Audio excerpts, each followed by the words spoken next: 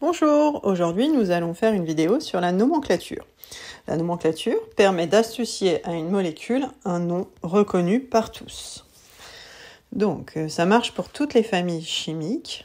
On va commencer par la famille la plus facile, c'est la famille des alcanes. Alors, pour appartenir à la famille des alcanes, il faut obéir à la règle suivante.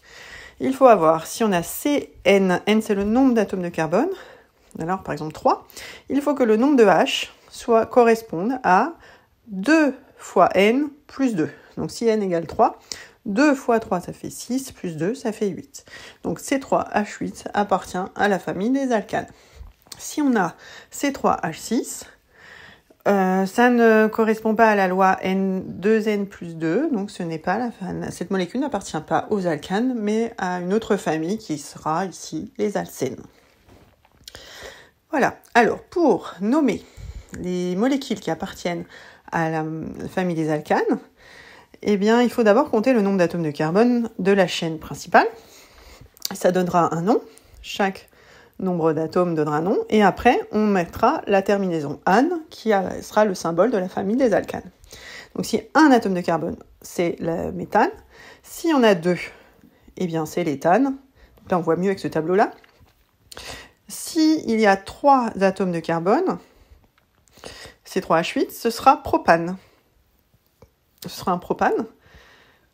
Voilà. Si on a un, c'est méthane, mais dans tous les cas, ça se finit par ane. Si on a 5, c'est pentane. Ça ressemble un peu au polygone de maths. Le début, en tout cas.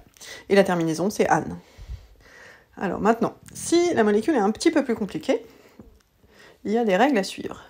Alors, par exemple, cette molécule-là. Donc, on commence par compter le nombre d'atomes de carbone que possède la chaîne carbonée principale. Alors, on commence à compter 1, 2, 3, 4, 5.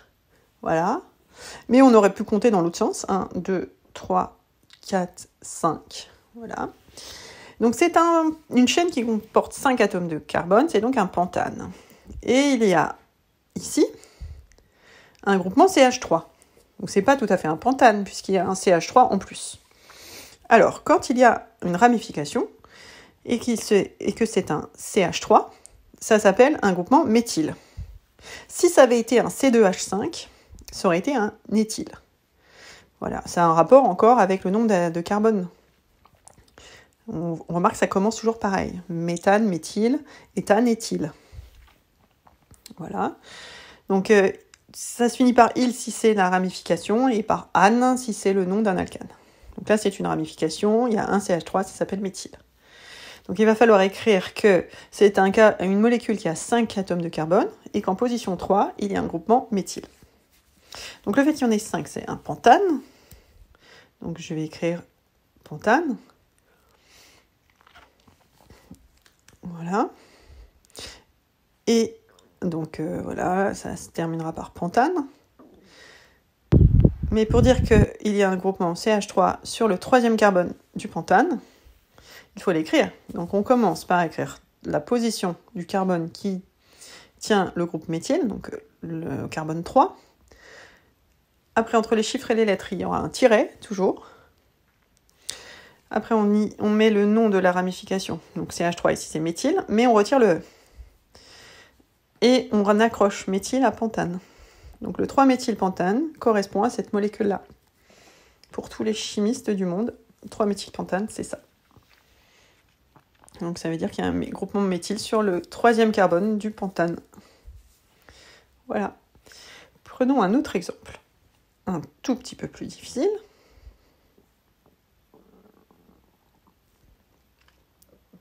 Et on procède de la même façon. Donc on repère déjà la chaîne carbonée de la plus longue. Donc 1, 2, 3, 4. 4 atomes de carbone, c'est un butane. Mais c'est pas tout à fait un butane puisqu'il y a 2 CH3 accrochés. Il y a un CH3 là, un autre là. Voilà. Donc il faut repérer les positions des carbones. Donc en 2 et en 3, il y a 2, donc 2 et 3. Donc comme il y en a 2, je mets 10, comme 2. 2 groupements, donc 10. Et les groupements, ce sont des méthyles. Donc je mets méthyle, parce que ce sont des CH3. Et j'accroche à butane. Donc ça fait 2,3 diméthylbutane. Ça veut dire qu'en position 2 et en position 3, il y a Nous allons apprendre maintenant à nommer les molécules avec un groupe caractéristique. Donc pour nommer une molécule possédant un groupe caractéristique, on écrit le nom de l'alkane correspondant dans lequel on remplace le E final par le suffixe de la famille correspondante. Le groupe caractéristique impose la numérotation de la molécule. Son suffixe doit être précédé du plus petit nombre possible. Alors, par exemple, si on a une famille de l'alcool, on aura donc, comme dans cet exemple, le groupe hydroxyle. On prendra le nom de l'alkane de la chaîne principale, on retirera le E final et on mettra le ol à la fin. Pareil pour les aldéhydes, on retire le E final et on met al. Pour les cétones, ça se terminera par on. Et pour l'acide carboxylique, on commencera le nom par acide, après le nom de l'alkane, qui correspond à la chaîne carbonée la plus longue, suivi de oïque à la fin. Alors, prenons un exemple, ce sera plus simple. D'abord, on regarde, on identifie le groupe, on a un groupe hydroxyle, c'est donc la famille des alcools. On regarde à quel numéro d'alkane, de carbone il correspond. Donc, soit on commence là, 1, 2, 3, 4, soit on numérote dans l'autre sens, 1, 2, 3, 4. Donc, il faut choisir, quand on a le choix, le numéro le plus petit qui porte le groupe caractéristique. Donc là, le groupe OH est porté par le carbone numéro 2. On identifie donc la chaîne principale la plus longue, elle possède 4 atomes de carbone, c'est donc un butane. Butane. En position 2, il faut indiquer comme ceci, avec un tiret, 2 tirets, qu'il y a un groupe alcool, donc butane 2-ol. Voilà le nom de cette molécule. Faisons de même avec d'autres exemples. Par exemple, ici, on reconnaît la famille C double liaison OOH, la famille des acides carboxyliques. Donc la molécule, déjà, on commencera par dire que c'est un acide. Après, on compte les carbones de la chaîne principale en commençant par le groupe caractéristique. Donc 1, 2. Donc c'est la famille des acides. Il y a 2 atomes de carbone, donc c'est un éthane. On retire le E de éthane et on finit par oïque. Donc acide, éthane, oïque. Voilà. Alors en dessous, vous reconnaissez le groupe carbonyl caractéristique. Comme il est porté par un atome de carbone lié par 2 autres atomes de carbone, c'est une cétone. On commence par numéroter les atomes de carbone. 1, 2, 3, 4. Donc c'est un butane. Ou alors dans l'autre sens, 1, 2, 3, 4. On choisit le numéro le plus petit qui porte le groupe caractéristique. Donc c'est de la famille des cétones, donc butane. En position 2, donc tiret 2, tiret, on écrit la terminaison caractéristique des cétones, donc on. Donc cette molécule, c'est le butane de on. Voilà.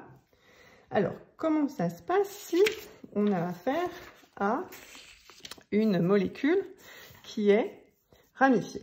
Ben, ce sera la même façon que pour les alcanes. Donc on repère le groupe principal, là, c'est la famille des aldéhydes. Voilà, donc lui, il impose le numéro, donc le sens de numérotation, 1, 2, 3, 4, 5, donc on est obligé de faire comme ça. C'est donc un pentanal, et en position 2 et en position 4, vous avez les ramifications méthyle. Donc on écrira 2,4-10-méthyle, et après, 5 atomes de carbone, ça fait pentane. Je retire le E et je mets la terminaison des aldéhydes, al. Donc à noter que l'aldéhyde est toujours en bout de chaîne ou en début de chaîne, donc ce n'est pas la peine d'écrire pentane 1-al, c'est toujours le cas. Donc on écrit pentanal. Voilà, merci de votre attention. Au revoir.